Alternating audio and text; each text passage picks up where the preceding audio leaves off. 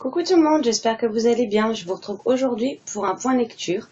Mais avant ça, comme d'habitude, vous le savez maintenant, je tourne plusieurs vidéos d'affilée, donc vous me verrez 3 fois avec le même mot. D'ailleurs, je vous le montre. C'est le pull qu'on m'a offert samedi quand je suis retournée voir le spectacle musical. Et je suis trop bien dedans. Donc on commence tout d'abord avec Flora Banks Emily Barr, publié chez Casterman. Donc je vais vous lire les quelques lignes du résumé. 10. L'âge que j'avais quand mon cerveau s'est détraqué. 8. Années de validité de mon passeport. 6. Le nombre de personnes qui me cherchent au Spitzberg dans l'Arctique. 4. L'âge auquel j'ai rencontré ma meilleure amie. Je ne dois plus jamais l'appeler ni lui envoyer de SMS. 2. Deux cailloux noirs. L'un m'appartient, l'autre est à Drake. Je le rejoindrai où qu'il soit. 1. Un souvenir, c'est tout ce qu'il me reste. Donc on va suivre Flora, qui est une lycéenne de 17 ans. Et donc, depuis l'âge de ses 10 ans, on lui avait décelé une tumeur au cerveau qui lui a été retirée. Elle n'a plus de mémoire à long terme. C'est-à-dire, elle va se souvenir des choses une heure ou deux et après tout s'efface. Et ça va lui poser bien des problèmes puisque parfois elle ne sait même plus qui elle est, quel âge elle a. Elle pense encore qu'elle a 10 ans. Elle ne sait plus où elle habite, qui sont ses proches. Et tout un tas de choses comme ça. Elle va, un soir, elle va embrasser Drake et c'est le seul souvenir qui restera, ce souvenir-là ne partira pas. Ses parents vont devoir partir en Europe, à Paris, pour aller voir son frère Jacob, qui est malheureusement très malade et qui a besoin de ses parents. Ils décident de laisser Flora sous la responsabilité de Paige. Ils sont pas censés savoir que Paige et Flora ne se parlent plus depuis que cette dernière a embrassé le petit ami de Paige. Donc en fait ils vont partir là-bas pensant qu'elle va être sous surveillance etc. à la maison, donc ils vont être inquiets mais pas trop non plus. Et Flora va en profiter pour prendre une décision peu inhabituelle puisqu'elle décide de partir en Arctique où est parti Drake pour le retrouver et parce qu'elle est persuadée qu'au final si elle se souvient de leur baiser c'est qu'il y a une raison à ça. Et donc elle part en Arctique, ses parents la croient chez elle à Penzance aux États-Unis pendant qu'eux sont à Paris. Et Flora va montrer de la détermination, du courage, même si elle sait pas toujours qui elle est. Je veux dire, elle va pas se laisser abattre. Elle part vraiment pour aller jusqu'au bout de son projet et rien ne l'arrêtera clairement. Pour s'aider à se souvenir, elle écrit des phrases au stylo indélébile sur ses bras et elle a toujours un cahier dans son sac à dos avec les informations les plus importantes. Et on va suivre donc les péripéties de cette jeune fille qui part à l'autre bout du monde en ayant une mémoire uniquement à court terme et qui a pris une décision aussi folle que de parcourir autant de kilomètres pour retrouver un garçon. Ma chronique est déjà sur le blog et c'est vrai que je me rends compte que c'est plus facile d'en parler à l'écrit qu'à l'oral. J'ai vraiment beaucoup aimé cette histoire, je me suis laissée embarquer directement. Après, il y a des passages un peu répétitifs puisque l'héroïne ne sachant plus qui elle est, quand elle relit son cahier, on a à chaque fois le rappel de ces informations tout au long du livre. Mais après, ça m'a pas gêné plus que ça. En temps normal, j'aime pas les répétitions, qu'on soit bien clair. Mais là, ça va avec le personnage. Ça nous permet de mieux nous immerger dans l'histoire à travers Flora, en fait. C'est comme si on était dans son personnage et qu'on vivait l'aventure. Et j'ai trouvé que c'était le gros point positif de ce roman. Après, pour moi, c'est aussi un roman qui est un ovni en littérature jeunesse. Et je suis très contente de l'avoir découverte. La plume est vraiment fluide, prenante. Je veux dire, on lit ça rapidement et sans aucune difficulté. L'histoire est très bien menée. L'auteur nous réserve des révélations quasiment à la fin du roman qui nous laissent clairement sur les fesses. Et je ne peux que vous conseiller de vous jeter dessus si ce n'est pas déjà fait, puisqu'il est passé vraiment à un cheveu du coup de cœur. Et je remercie encore une fois les Babelio et les éditions Casterman pour cet envoi, parce que j'ai vraiment adoré ma lecture. Ensuite, j'ai également lu L'histoire de la bête de Serena Valentino, publié chez Hachette Roman. Donc à l'approche de la sortie ciné La Belle et la Bête qui sera le 22 mars, Hachette a publié ce livre et le livre que je vous présenterai dans le prochain point lecture qui est La Belle et la Bête, Histoire éternelle de Jennifer Donnelly, publié toujours chez Hachette. Donc c'est vrai que j'avais déjà lu dans la même collection, il est là, de la même auteure également, Miroir, Miroir, qui est sur la méchante reine de Blanche-Neige. Et celui qui m'intriguait le plus, c'était bien évidemment celui de l'histoire de la bête, puisque c'est mon Disney et mon conte préféré. Donc dans ce livre, on va suivre l'histoire de la bête, un petit peu au moment où il a déjà rencontré Belle, etc. Mais c'est surtout sa vie d'avant qu'on va nous montrer. Nous montrer qui il était, pourquoi il a été transformé en bête et son évolution au fil du temps. Et c'est vrai que quand on le rencontre, c'est un jeune prince, tout ce qui est de plus... j'allais dire normal, mais non, parce qu'il est vraiment imbuvable, il est odieux, il est méchant, clairement. Et j'ai beaucoup aimé voir la personne qu'il était, est-ce que la malédiction a changé en lui, en fait, et à sa façon de voir les choses. Ce que j'ai aimé aussi, c'est que c'est pas parce qu'il est maudit que ça y est, d'un coup, il se retrouve transformé en bête intégralement, et il ne change pas pour autant du jour au lendemain. Je veux dire, sa remise en question, ses choix, ses doutes, ses questions, ça va se faire très progressivement en fait, puisqu'il ne se retrouve pas transformé d'humain en bête hideuse du jour au lendemain, mais la malédiction va être progressive. Au début, il est maudit, on lui laisse une chance de se rattraper rapidement, il ne le fait pas, et au fil du temps, il se transforme en bête immonde, qu'on connaît tous. Et c'est là que ces sujets vont être également maudits, à être transformés en objets, etc. C'est parce qu'au début, il n'a pas su saisir la chance qu'on lui a laissée. Il pensait que c'était une supercherie, que c'était des paroles en l'air, etc. Et quand il va le comprendre, ben, ce sera déjà trop tard.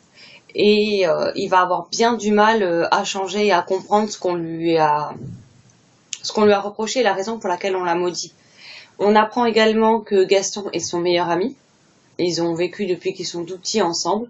Et c'est vrai que alors je n'aime pas le personnage de Gaston, hein, qu'on soit bien clair. Mais j'ai bien aimé qu'on le retrouve dans ce livre, puisqu'au final, Gaston est quand même encore plus, on va dire, sage et plus gentil que la bête je vais y arriver.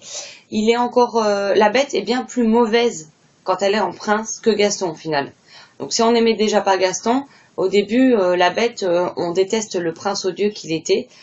Et on a par moments des petits passages qui nous ramènent dans le présent avec Belle, qui coïncident au dessin animé ou au livre de La Belle et la Bête, tout simplement, de Disney. Et c'est vrai que j'ai beaucoup aimé le parallèle entre les deux. C'est vrai que... bon, après, c'est assez court, hein, je veux dire, il fait 190 pages, je crois, 192 pages. Mais c'est vraiment bien mené.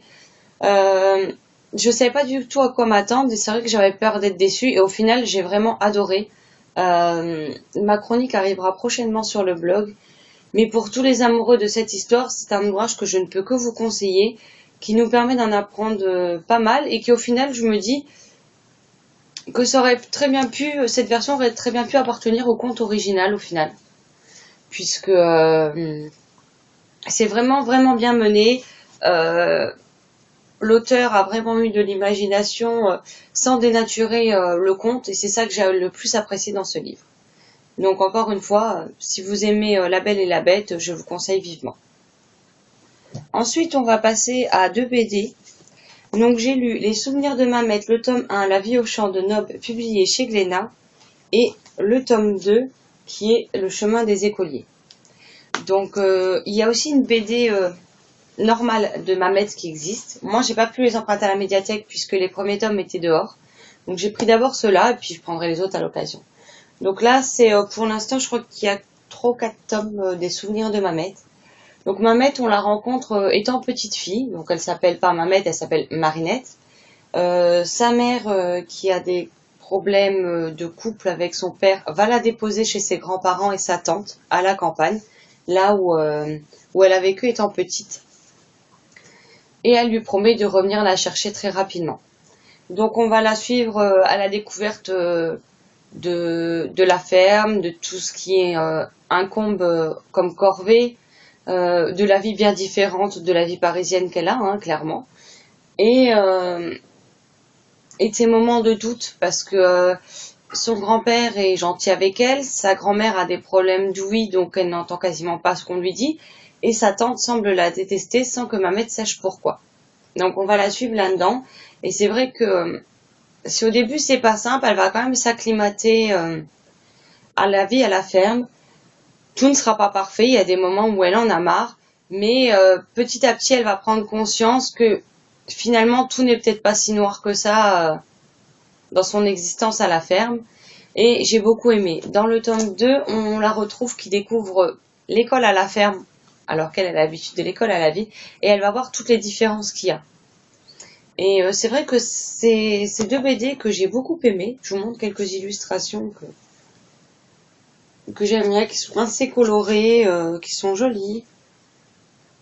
Voilà pour le tome 1, je vous en montre une dernière.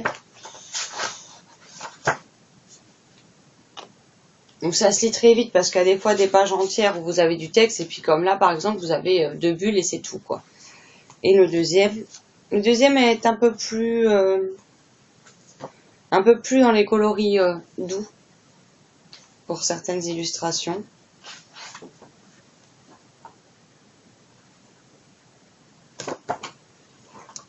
Voilà. Donc Mamet après est une petite fille qui fait aussi des bêtises, mais qui fait de son mieux pour s'adapter à cette nouvelle vie, puisque sa mère n'est toujours pas revenue la chercher. Elle lui a dit que elle avait des problèmes mais qu'elle viendrait pas tout de suite. Donc on suit voilà les aventures d'une petite fille à la ferme, et j'ai vraiment beaucoup aimé, et il me tarde de lire la suite. Après, j'ai lu également 2 livres enfants, donc là je vais passer très vite dessus puisque je pense que le premier est connu de tous, puisqu'il s'agit de Taram et le chaudron magique de Walt Disney. Donc c'est dans l'édition, une vieille édition France Loisirs qui date de, je sais même pas, de 85, donc l'année de ma naissance. Donc je pense que tout le monde connaît le dessin animé Disney. Moi j'ai une collection de livres enfin j'ai des livres dans cette collection, j'en ai à peu près, je sais pas, 20, 25, 30 peut-être. Et j'ai décidé que j'allais me les relire en ce moment, à raison de 2 ou 3 par mois, comme ça j'en ai pour un petit moment, ça se lit assez vite, hein. Ça c'est le plus grand nombre de caractères qu'on peut trouver sur une page, donc voilà. Mais c'est vrai que ça m'a fait plaisir de me replonger dans ces contes d'enfants, et il me tarde de lire tous les autres. Pour ceux qui ne connaissent pas l'histoire, Taram est un jeune garçon qui rêve d'être chevalier. Il a un maître qui possède un cochon un peu particulier qui s'appelle Tierly et qui peut voir l'avenir dans une bassine d'eau. Donc ils vont se rendre compte qu'un seigneur est prêt à attaquer le pays et à tout détruire. Son maître va envoyer Taram avec Tierly pour le cacher de façon à ce qu'il ne retrouve jamais le chaudron noir qui lui permettra de tout dévaster. Et donc ils vont se sauver, seulement ils vont se reposer, Tierly va être kidnappé et en fait on va suivre leur histoire. Est-ce qu'ils vont réussir à arrêter le maître des ténèbres et ce genre de choses? Ce sera à vous de le découvrir. Donc c'est vrai qu'en ce moment je suis vraiment dans la période conte et puis ça fait du bien de se replonger dans les histoires qu'on lisait étant enfant. Et le deuxième que j'ai lu c'est Donald et ses amis, toujours de Walt Disney dans la même collection, chez France Loisirs et qui date de 1988. Donc là on rencontre Donald qui s'apprête à fêter son anniversaire. Il a fait tellement le ménage à fond avant que ses amis arrivent qu'il s'endort sur le canapé. Il va faire des rêves bizarres quand ses invités vont finir par la réveiller en toquant à la porte. Et là, il va voir défiler Cendrillon, Peter Pan, Merlin l'Enchanteur, Riri, Fifi et Loulou, Picsou, Mickey, Minnie, Donald, Daisy, Donald c'est lui, Dingo, Pluto, il va voir défiler toute une pléiade de personnages Disney qui sont venus pour lui souhaiter un anniversaire et lui faire se souvenir de cet anniversaire pendant très longtemps. Donc c'était sympa. Bon après clairement c'est pas mon livre Disney préféré, hein, qu'on soit bien clair. Mais c'était sympa à relire et puis voilà. Donc voilà, c'en est tout pour ce point lecture. N'hésitez pas à me dire si certains des livres que je vous ai présentés vous font envie ou si vous les avez lus, qu'est-ce que vous en avez pensé. En attendant, je vous souhaite une agréable journée et de très belles lectures. À bientôt. Ciao, ciao!